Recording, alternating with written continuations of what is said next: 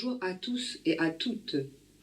J'ai tenu à enregistrer cette vidéo à des fins d'information concernant une affaire d'enlèvement très abusif, dictatorial et même cruel de mes enfants, ainsi que pour lancer un appel de façon à être rejointe dans mon combat actif pour récupérer mes filles et pour que cette solidarité de masse puisse également servir à d'autres parents qui, eux aussi, sont victimes d'enlèvements abusifs de leurs enfants par le biais du juge des enfants et l'aide sociale à l'enfance appelée communément l'ASE. Le 2 décembre 2016, à la gendarmerie, lors d'une convocation sous de faux prétextes, il m'a été arraché de force mes deux filles jumelles, Léa et Laura, âgées de 12 ans, pour être placées séparément, une dans un foyer départemental, l'autre dans une famille d'accueil où elles subissent depuis lors un lavage de cerveau anti-catholique. En vérité, et c'est dur à admettre, mais c'est un épouvantable complot qui s'est joué par le biais d'un procureur extrêmement orgueilleux, cruel et sadique qui était et est toujours persuadé, ou tout du moins qui le fait croire, que je faisais partie d'une secte et que mes filles étaient en réel danger psychologique mais aussi physique en rapport à des prétendus viols qu'aurait soi-disant commis mon ami religieux qui animait les prières de la communauté catholique traditionnaliste dont je fais partie. Bien évidemment, ces accusations outrageantes et diffamatoires sont totalement fausses, car en tant que premier témoin, je témoigne que ce religieux est un homme d'une moralité exemplaire, saint d'esprit, saint dans son âme, qui est incapable de commettre ce genre d'actes horribles. Et tous les membres de la communauté de prière dont je fais partie ont témoigné en ce sens.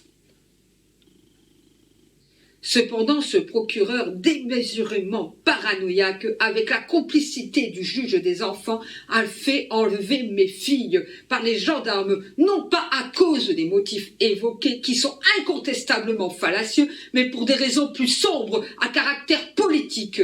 En effet, ce religieux qui a aussi des dons de prophétie au travers de son site internet a dénoncé ouvertement toutes les magouilles ignobles de ces francs-maçons sans scrupules qui nous gouvernent, notamment cette pédocriminalité avérée mais cachée que les gouvernements internationaux cautionnent et qui a un rapport financier considérable, infiniment plus important que les stupéfiants. C'est scandaleux et monstrueux, mais c'est pourtant une réalité contemporaine que la majorité de l'humanité ignore parce qu'ils sont très forts pour noyer le poisson et ils nous mènent tous en bateau avec l'aide complice des médias corrompus.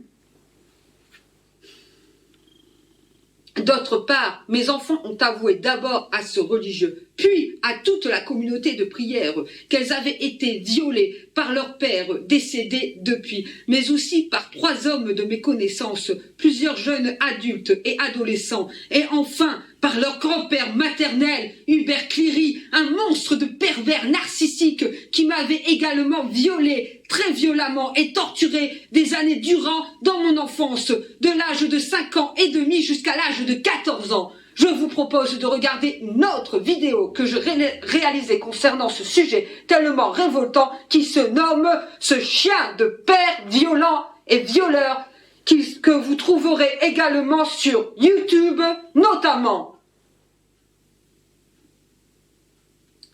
Mes filles ont ensuite écrit d'elles-mêmes, sans aucune influence de personne, ces faits de viol au procureur de la République. Et c'est à partir de ce moment-là que ce procureur démoniaque m'a fait arracher Léa et Laura de force, dans l'objectif de les prendre indirectement en otage par le biais de l'ASE, pour que mes filles soient manipulées mentalement à outrance avec probablement des menaces ou chantage odieux et autres pressions psychologiques de façon à ce qu'elles se retournent contre ce religieux qui gêne tant nos gouvernements et en particulier le nouvel ordre mondial. Il est utile de savoir déjà que le 4 novembre 2016, lors d'une convocation à la gendarmerie, ce procureur infâme avait fait venir un médecin légiste gynécologue dans l'intention d'examiner mes filles.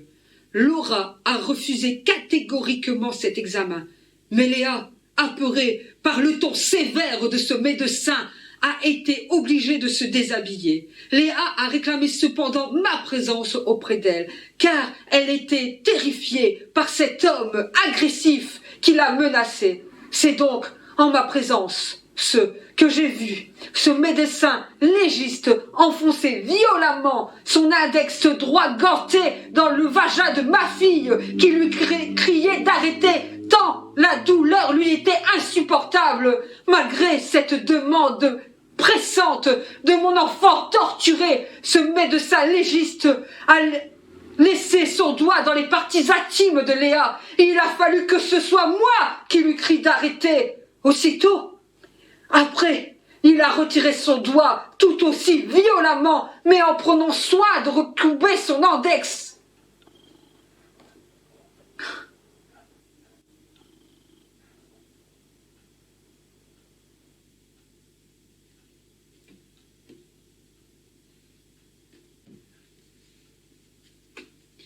Pour ma part, j'en ai conclu rapidement que cette ignominie scandaleuse avait été préméditée par le procureur pour mettre en accusation de viol injustement et arbitrairement mon ami religieux. Mais ce procureur ne s'attendait pas à ce que je dépose plainte contre ce médecin légiste monstrueux, en joignant ensuite la lettre de ma fille Léa qui a dénoncé cette horreur. Bien évidemment, cette plainte a été classée sans suite. Toutefois, ce procureur infâme et paranoïaque ne s'est pas arrêté là, puisqu'il s'est vengé en me faisant arracher mes enfants de force par les gendarmes pour les remettre aux membres de l'ASE présents.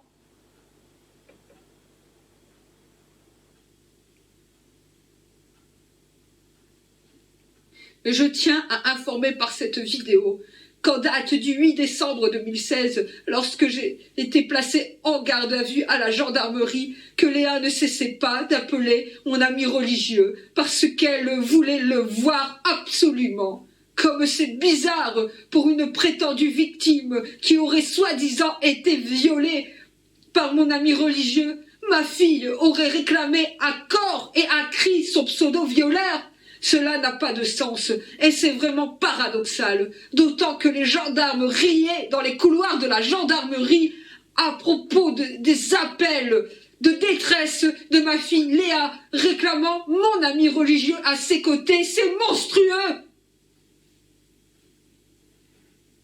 C'est monstrueux, mais au moins cet événement tragique m'a permis de comprendre que déjà cette affaire sentait le soufre, qu'elle n'était pas nette du tout et que derrière cet enlèvement très abusif, il se tramait une nébulosité scandaleuse.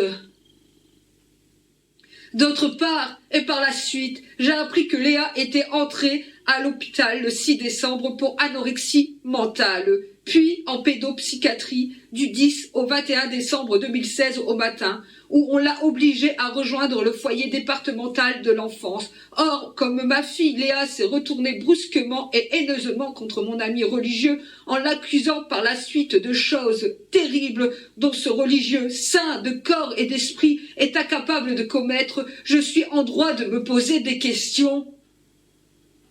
Déjà, ma première question est: pourquoi personne ne m'a indiqué que Léa avait été hospitalisée pour anorexie mentale, puis placée en pédopsychiatrie? Je suis toujours la mère de mes enfants à ce que je sache, même si on me les a arrachés de force, cruellement et très abusivement. Alors pourquoi ne m'a-t-on rien dit? Seconde question. Qu'est-ce qu'il y a pu se passer de terrible dans ce centre pédopsychiatrique pour que ma fille Léa se retourne aussi méchamment et malsainement contre mon ami religieux, mais aussi contre moi? J'ai su très tardivement, par le peu de documents qui m'ont été permis de consulter au TGI, que Léa avait été mise sous perfusion. De fait, troisième question, qu'est-ce qui a été placé comme ingrédient dans cette perfusion? A-t-elle été droguée? Lui a-t-on administré une forte dose de psychotrope? A-t-elle subi des menaces, des chantages et d'intenses pressions psychologiques? Et pourquoi pas, a-t-elle été violée?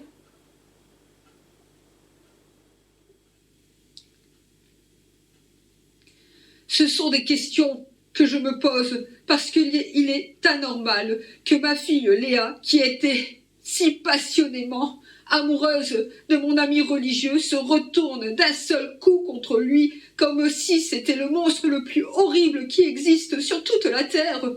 D'autant qu'elle nie avec grande conviction et assurance tous ces viols avec extrême violence qu'elle a subis par toutes les ordures qu'elle avait dénoncées avant son enlèvement, y compris leur grand-père maternel, Hubert Cléry, qu'elle détestait pourtant, qu'elle se trouve également dans le déni d'avoir été violée par ce médecin légiste. Toute cette affaire est vraiment sombre, écœurante et vile. Il ne faut pas avoir fait de hautes études pour discerner que cette fausse procédure montée de toutes pièces par le procureur de la République sent le complot à plein nez.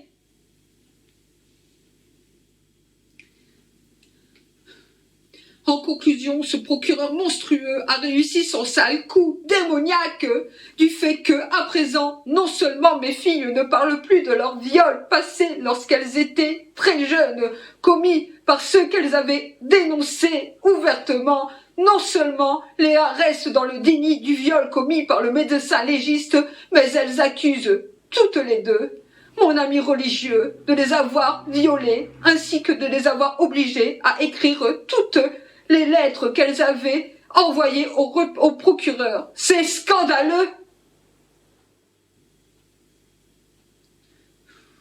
À noter aussi que mes enfants, qui ont eu 15 ans cette année, sont récompensés pour leurs mensonges et leur déni. Elles sont même devenues les reines de leur lieu de rétention et elles ont perdu toute notion du bien et du mal. Voilà toute l'histoire résumée telle que cela s'est déroulé et j'en témoigne en mon âme et conscience et en pleine possession de mes facultés mentales, l'exactitude de ce récit.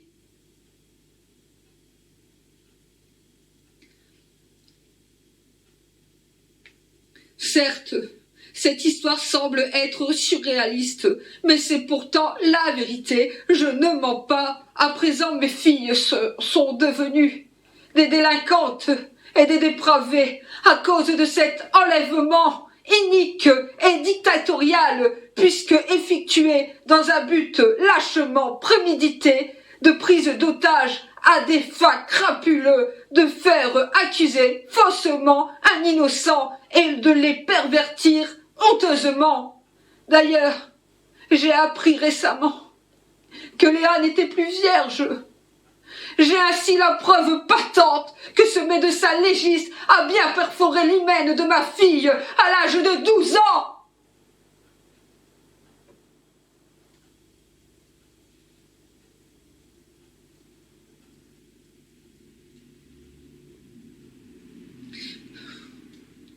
En effet, j'ai su également que ma fille Léa avait fugué avec la permission tacite et donc complice de son entourage afin d'avoir des relations sexuelles non protégées avec un jeune homme, mais adulte et de confession islamique de surcroît. Qui plus est, Léa se conduit comme une prostituée, s'alcoolise, se drogue, fume du tabac et est devenue agressive. Ces monstres d'éducateurs ont fait de ma fille Léa une dépravée, n'ayant plus aucun repère sain. Si cet état de fait n'est pas de la provocation volontaire, parfaitement bien ciblée, ainsi que de la perversion, c'est quoi?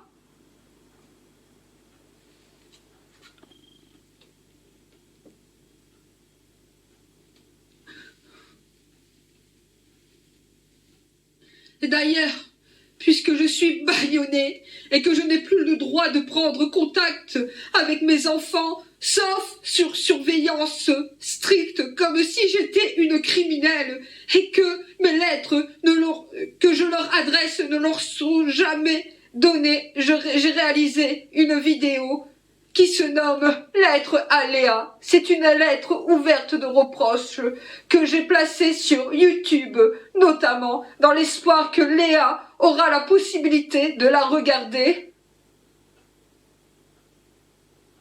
Quant à ma fille Laura, elle se met en danger en échangeant des photos et des vidéos sur les réseaux sociaux. Mes filles ne sont plus que les ombres d'elles-mêmes. Elles m'ont été arrachées violemment parce que, soi-disant, elles étaient en danger. Mais, en vérité, je vous le dis, le danger, ce sont ces gens de l'ASE qui travaillent pour la perdition et la dépravation de nos enfants.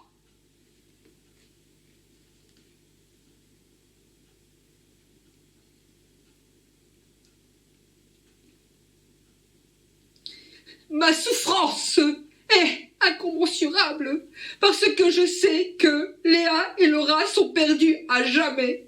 Non seulement elles ont perdu notion de toute morale que je leur avais enseignée, mais elles ont perdu leur âme. Et pour moi, c'est insupportable.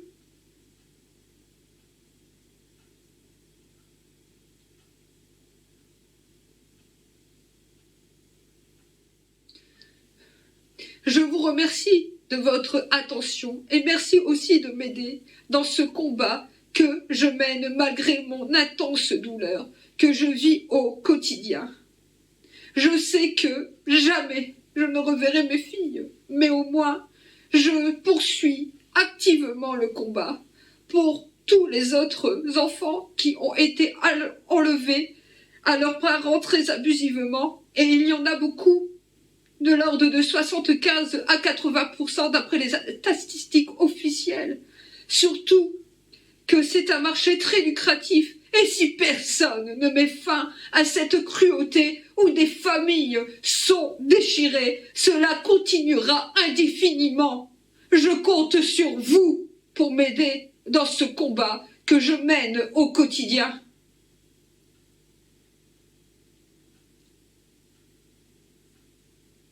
Merci également de m'aider à mettre en prison cette ordure d'Hubert Cléry, cette saloperie qui m'a engendré, car il est toujours en liberté et pour cause. Il a fait le jeu du procureur en retournant sa veste lâchement et en diffamant honteusement mon ami religieux. C'est un monstre de la pire espèce, un bipolaire, un pervers narcissique, un serpent que j'ai définitivement renié et j'ai honte de porter son nom. Merci pour toute l'aide que vous pourrez m'apporter, déjà en signant la pétition que j'ai placée sur change.org. Et je vous fais apparaître au bas de cette vidéo le lien de cette pétition. Que Dieu vous bénisse. Aline Cléry. Cette vidéo a été enregistrée à Chantonnay le 12 septembre 2019. Merci.